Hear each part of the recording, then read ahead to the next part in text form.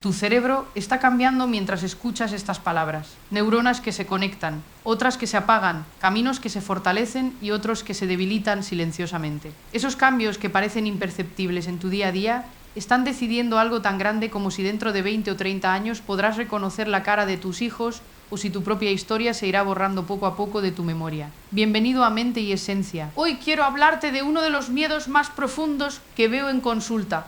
Perder la mente antes de tiempo, desarrollar un Alzheimer que te robe los recuerdos, la identidad, la capacidad de ser tú mismo. Aquí quiero hacerlo desde la única perspectiva que a mí me da verdadera esperanza, la de la neurociencia, que demuestra que para la mayoría de las personas el Alzheimer no es una sentencia inevitable escrita en los genes, sino una trayectoria que se construye y que se puede modificar con cómo vives tus décadas de los 30, 40 y 50. Hace poco entró en mi consulta una mujer de 52 años, con la mirada llena de terror. Me contaba que llevaba semanas olvidando palabras sencillas, que a veces se quedaba en blanco en medio de una frase. Su madre había muerto de Alzheimer a los 65 y la pregunta que me hizo me atravesó. ¿Ya empezó? ¿Es demasiado tarde para mí? Lo que reveló su evaluación y lo que hoy sabemos gracias a la investigación es duro, pero también profundamente esperanzador. Duro, porque sabemos que cuando aparecen los primeros síntomas claros de Alzheimer, no acordarte de citas, perderte en lugares conocidos, no encontrar palabras habituales, el cerebro ya ha perdido hasta un 80% de ciertas neuronas en zonas clave para la memoria, como el hipocampo. Es como intentar apagar un incendio cuando casi toda la casa está en llamas. Y más duro aún porque las placas de beta-amiloide, esas proteínas tóxicas que se acumulan entre las neuronas, empiezan a depositarse entre 15 y 20 años antes de que tú notes algo raro. Eso significa que si alguien va a ser diagnosticado a los 65, muchos de los procesos que llevan a la enfermedad ya se están gestando a los 40 o incluso antes. La parte esperanzadora es que esos años previos son una enorme ventana de oportunidad. Un tiempo en el que tus decisiones diarias, cómo duermes, cómo comes, cuánto te mueves, cómo gestionas el estrés, qué relaciones cultivas, cómo cuidas tu corazón y tus hormonas, pueden frenar o acelerar ese proceso. Durante mucho tiempo se habló del Alzheimer como una fatalidad genética. Hoy sabemos que solo entre el 1 y el 5% de los casos se deben a formas hereditarias raras, donde prácticamente todo está escrito en el ADN. En el resto, la inmensa mayoría, la genética influye, pero no manda. Marca la pistola, pero el estilo de vida aprieta o no el gatillo. Existen genes como el APOE4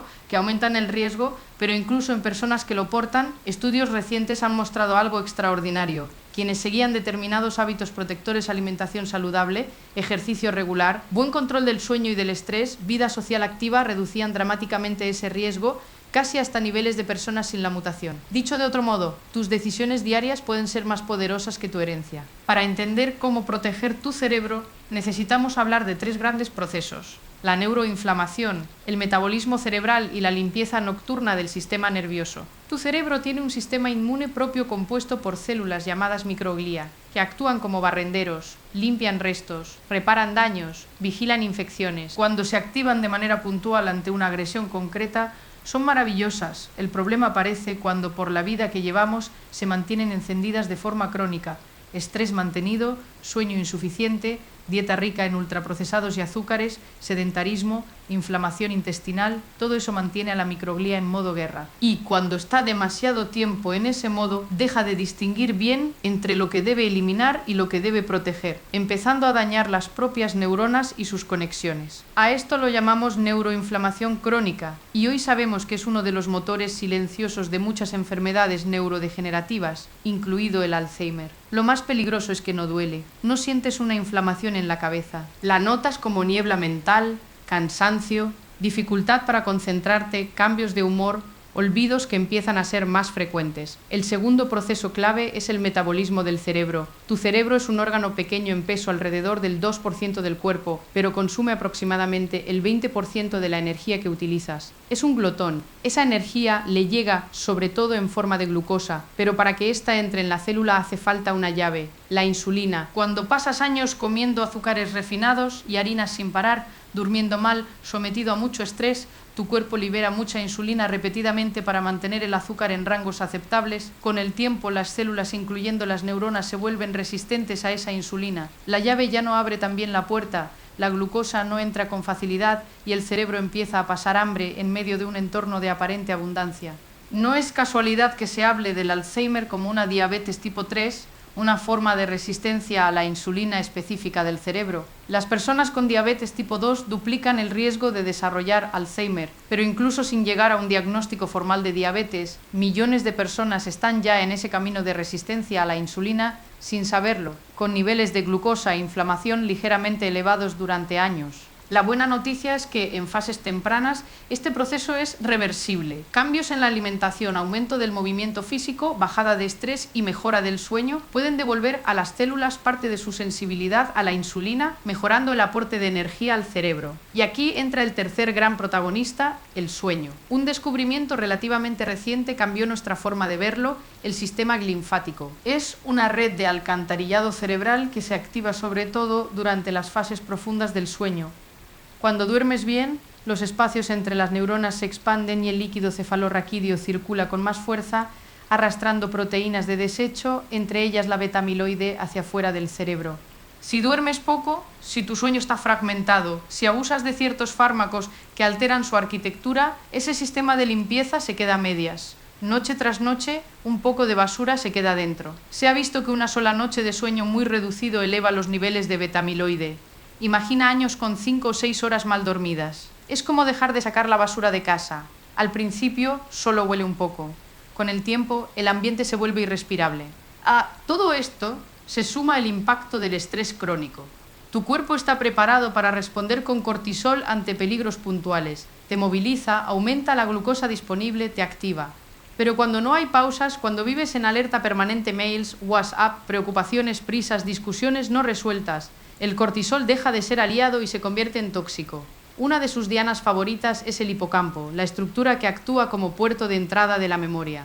El cortisol elevado durante años reduce su volumen, mata neuronas, vuelve más difícil aprender cosas nuevas y recordar las antiguas. Lo hemos visto en resonancias de personas sometidas a muchísimo estrés en lo laboral y personal durante décadas. Aunque todo esto pueda sonar abrumador, quiero que notes algo. Muchos de los factores que dañan el cerebro son los mismos que dañan el corazón, el intestino, el sistema inmune. Y, por tanto, muchas de las intervenciones que lo protegen son las mismas que nos han repetido 1000 veces, pero quizás sin que viéramos su impacto específico sobre la memoria y la lucidez futura. Uno de los protectores más potentes que conocemos es el ejercicio. Cuando te mueves con cierta intensidad, caminar rápido, subir escaleras, nadar, bailar, montar en bici, tu cerebro aumenta la producción de BDNF, un factor neurotrófico que funciona como fertilizante para las neuronas, favorece la creación de nuevas, fortalece las conexiones entre ellas, ayuda a reparar daños. Además, el ejercicio aumenta el flujo sanguíneo cerebral,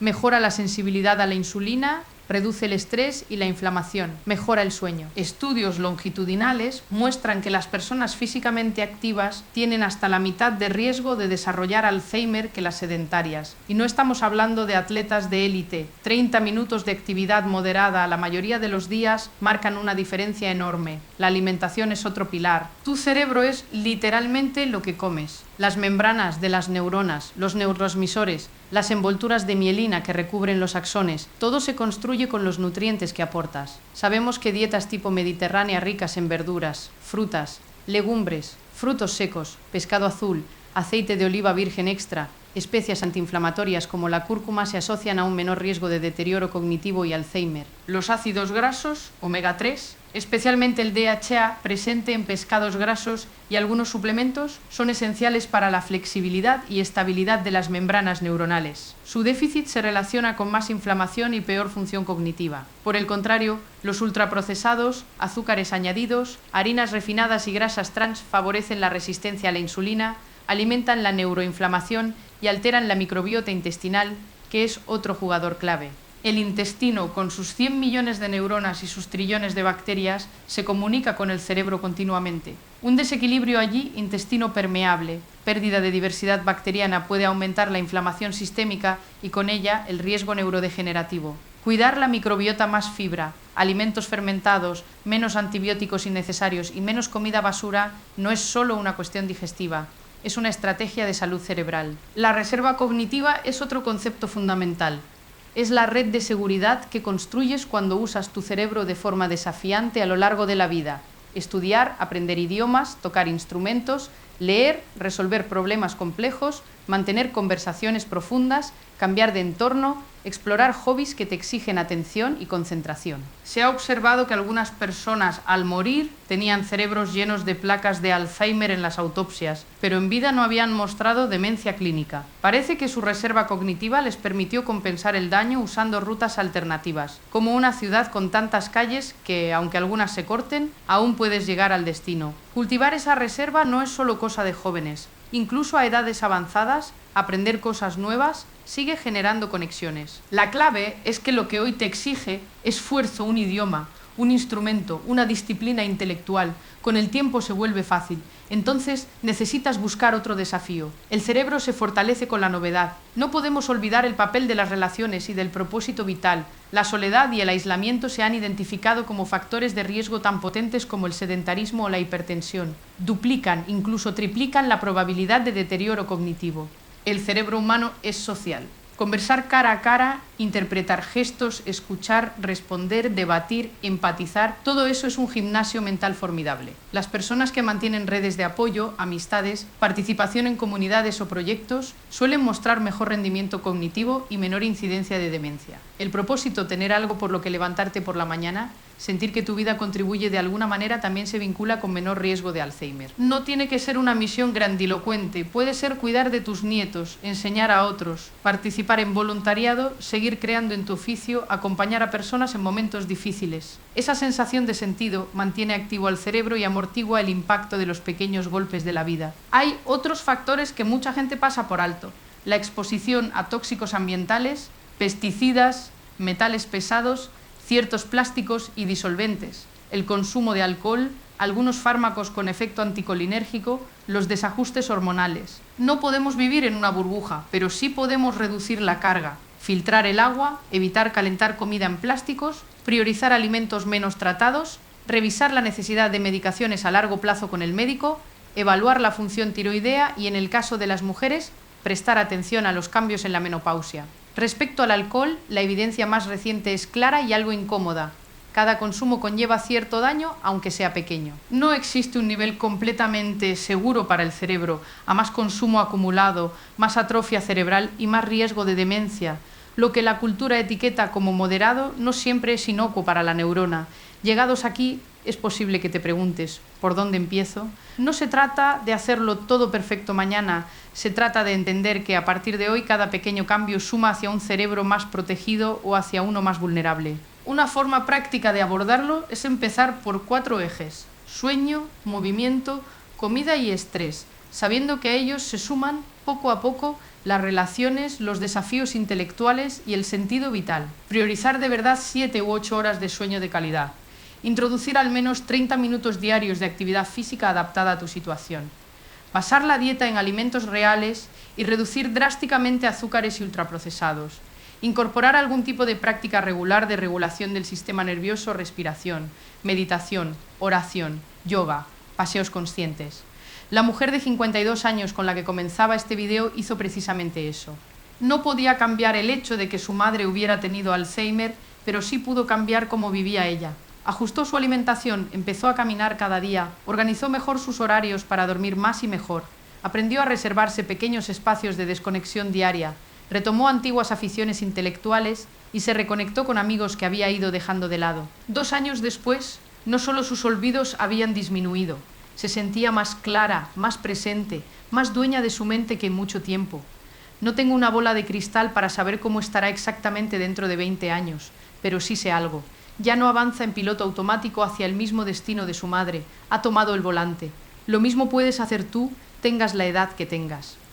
Si estás en tus 30 o 40, estás a tiempo de prevenir décadas de daño acumulativo. Si estás en tus 50 o 60, estás a tiempo de frenar procesos que aún son reversibles y de ganar años de lucidez. Incluso más tarde, el cerebro sigue agradeciendo cada gesto a su favor. Tu yo de 80 o 90 años, ese que tal vez un día se siente en una terraza a recordar anécdotas, a leer, a conversar, está pidiéndote desde el futuro que le cuides hoy. Que no lo dejes todo en manos de la suerte o de la genética. Que uses la información que ahora tienes para tomar decisiones un poco más amigas de tu mente. Si este vídeo te ha removido, En lugar de quedarte solo con la preocupación, transforma esa inquietud en un paso concreto esta misma semana. Dormir mejor esta noche, salir a caminar mañana, revisar tu despensa, llamar a alguien con quien hace tiempo no hablas, apuntarte a esa actividad que estimule tu cerebro. No subestimes el efecto acumulativo de esos actos aparentemente pequeños.